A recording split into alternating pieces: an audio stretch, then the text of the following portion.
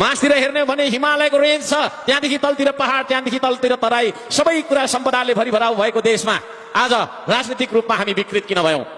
सामाजिक हिसाबले हेर्ने हो भने हामी फुटेका छौं। हामी एक ठाउँमा आएर काम गर्न सक्दैनौं, एक ठाउँमा आएर एकले अर्कालाई सघाउ पगाउ गर्न सक्दैनौं, एकले अर्काको ईर्ष्या र डाहा गरेर बसिरहेका छौं। हामी बीचमा फुट आएको छ। आर्थिक हिसाबले हेर्ने हो भने विदेशीको टोयलेट सफा गर्न नगइकन हामी दुई छाक खान नसक्ने अवस्थामा पुगेका छौं। हाम्रो केटाकेटीलाई स्कुल पढाउन नसक्ने अवस्थामा पुगेका छौं। विराम भएको बेलामा अलिकति स्वास्थ्य उपचार गर्न नसक्ने अवस्थामा हामी पुगेका छौं। विदेशीको टोयलेट, विदेशीको चाकरी, विदेशीको टोयलेट नधोइकन, विदेशी सेनामा भर्ती नभइकन, विदेशी फ्याक्ट्रीमा गएर त्यहाँनिर मेसिनरी नकजिएकन हामीले हाम्रो घर चलाउन सकेका छौं। के भयो आज? कसरी चाहिँ हाम्रो देशलाई हामीले स्वर्ग भन्न सक्छौं? यहाँ म प्रश्न गर्न चाहन्छु। मुखले मात्रै स्वर्ग जस्तो देश भयो भनेर भन्न मिल्दैन।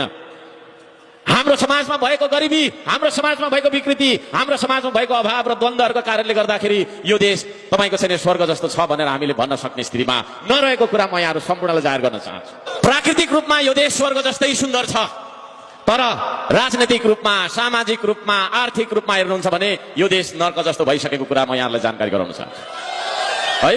राजनीतिक हिसाबले हेर्ने हो भने आज बाउ छोरा बोलचाल हुँदैन।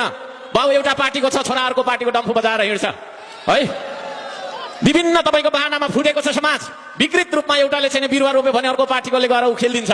एउटा पार्टीकोले चाहिँ बनाएको घर अर्को पार्टीकोले गएर तपाईको चाहिँ तोडफोड गरिदिन्छ। यस्तो तरिकाको समाज बनेको छ, यस्तो तरिकाको राजनीतिक तपाईको कुसंस्कारले हामी चाहिँ पीडित भइरहेका छौं। त्यो अर्थमा भन्ने हो भने आदरणीय दाजुभाइ दिदीबहिनीहरू, आदरणीय दाजुभाइ दिदीबहिनीहरू, त्यो अर्थमा भन्ने हो भने स्वर्ग चाहिँ यो देश भनेर हामीले प्राकृतिक रूपमा मात्र हेर्न सक्छौं।